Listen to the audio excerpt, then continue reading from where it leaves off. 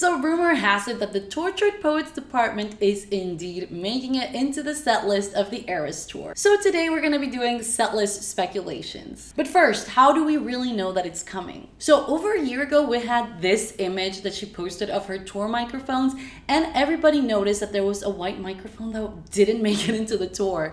So I think here she was just already hinting at us that there was a new album coming and that it was going to be a white era. And finally, the most obvious reason is that she took these pictures to Instagram where we can clearly see that she's performing, she's rehearsing, and she has this like Tortured Poets department sign thing. Like that is clearly the logo there. So to be clear, this is not one of those the crowd was chanting more moments. I'm not asking for it, I'm just speculating based on this evidence that we have. So in another video that I did, we talked about whether or not she would bring the Tortured Poets into the Eras tour, and if she were to do it, how would she do it? Before we get into the songs I think she will add, let's do a quick recap of the songs I concluded that she might remove. Starting with The Archer, which was the song that was removed from the Eras Theater movie, followed by 'Tis the Damn Season, which again was removed from the Eras Theater movie. Then The Last Great American Dynasty, which I just think makes the most sense from the set to get cut. Next we have Mastermind, which I just think from the Midnight set, which is already very long, it would make the most sense to remove that one. And additionally, I think we might see either Vigilante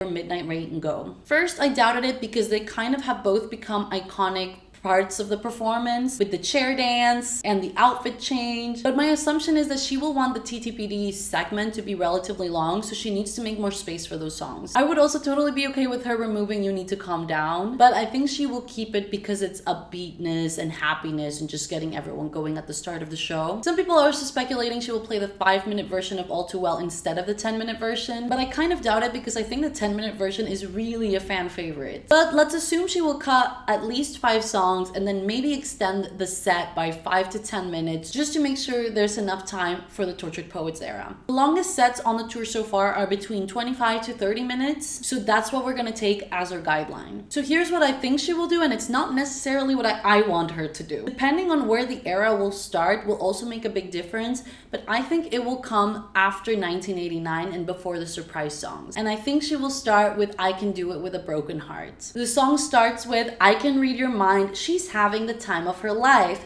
They're in her glittering prime. So that makes me feel like, okay, she's performing 1989 and then she does this kind of dark transition from being really happy and upbeat, although Given Bad Blood is not the happiest song on this set. But you get what I mean. She has the glittery outfit. It's near the end of the set list. And then she just kind of transforms into this, okay, I know you guys think I'm having a good time, but this is the reality. And I think keeping it at the end of the show will keep everyone on their toes wondering whether she will perform it or not. It's possible that she might close with TTPD instead of Midnights, but I just feel like TTPD is too much of a sad album to be the closing. We want to send everyone off on a good note, and I don't think we have exactly a good upbeat song for that on this album, which is why I think she will keep Midnights at the end. And the reason I Can Do It With a Broken Heart would be perfect is not just because she can do this play on words where she's like shiny, glittery, and then turns the mood around with that lyric, but also it's one of the more upbeat songs on Tortured Poets, even though lyrically it's very dark. So it's kind of the perfect song to set the mood. It gets people going, gets people excited. It also quickly became a fan favorite, but it still sets that dark mood that comes with the album. Next up, I think she will either play a shortened version of Down Bad. I see this one has really very quickly become a fan favorite. It's one of the most streamed tracks on the album, and it's currently second place in the Billboard chart. But of course, Taylor, when she was prepping for this tour, which obviously she must have been doing the set list a long time ago, she had no idea how fans were gonna react.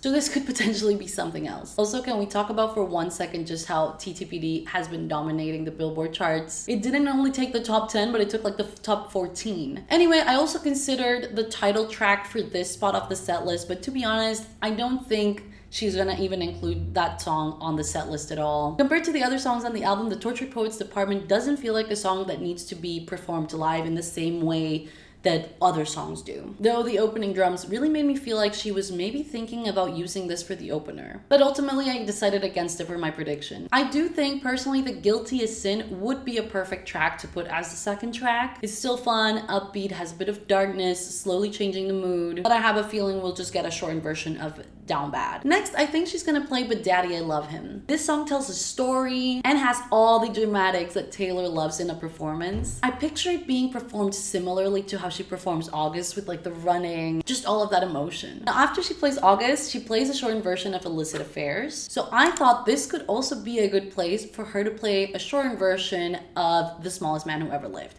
Just that bridge, similarly to what she does with Illicit Affairs. Because that bridge was made for fans to scream it out. This is a true therapy dupe. As you can tell by now, I took a lot of inspiration to build this looking at the Folklore set, and following Illicit Affairs, she plays My Tears Ricochet. So following that logic, I think the next logical song would be Who's Afraid of Little Old Me. When I talked about my first impressions of this album, I talked about how the delivery of this song just amazed me, and I really think that it was made to be performed. Again, it has the dramatics, it has the intensity. I just think it would make for an incredible live performance. Next up, I think she will perform Fortnite, which of course, it's the leading single, so it's gonna be on the set list somewhere. And it could make more sense that she will start with it, but the only reason that I didn't consider that was because I don't think it has that like hyper emotion that you would get from I Can Do It With a Broken Heart. So I think it will make more sense to have it towards the end of the set list. And finally, for my prediction, I think she's gonna close with The Alchemy. To have something in the set list dedicated to Travis, and as you will have noticed, I haven't included anything from the anthology because I just don't think those songs are gonna make the set list. I really think she's gonna save those for surprise songs, which is basically what she did with Midnights. Plus, I think after all the sad, emotional songs that come in the set list, it's nice to end it on a happy note. And it feels like a good moment to go into the surprise songs. So this would potentially have a runtime of around 28 minutes, depending of course on how she would do the transitions between songs, and if she did shorten Down Bad or The Smallest Man Who Ever Lived, how much she would shorten that by. Now, like I said, this is more my prediction, not what I want. So a couple of songs that I would have also loved to have seen on there are The Black Dog, because I'm obsessed with that song. The build-up is just so good. And My Boy Only Breaks His Favorite Toys, because that one also has quickly grown to be one of my favorites. And between Down Bad and Guilty as Sin, I think I would prefer Guilty as Sin, even though clearly there's a strong preference towards Down Bad. What are your predictions? What songs are you guys hoping will make it into the set list? Another change that I think will come to the set list down the line is that she will add I Did Something Bad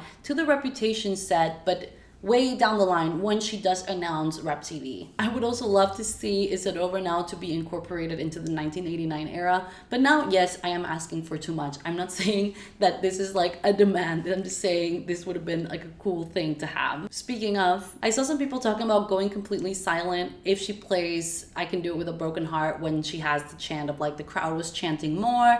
I saw some people that they want to just scream sorry. I saw some people that want to scream more. What do you guys think? Are you guys gonna scream more? Are you guys gonna say sorry or thank you? And some people think we might see Castles Crumbling be added to the set list since she's gonna be touring with Paramore. It's also possible we will just get it as one of the surprise songs, but she did do it when she was touring with Haim, that she made Nobody No Crime part of the set list. Do you guys expect any other changes on the set list? But anyway, thank you so much for hanging out with me. I hope you enjoyed this video and I hope to see you in the next one. Bye!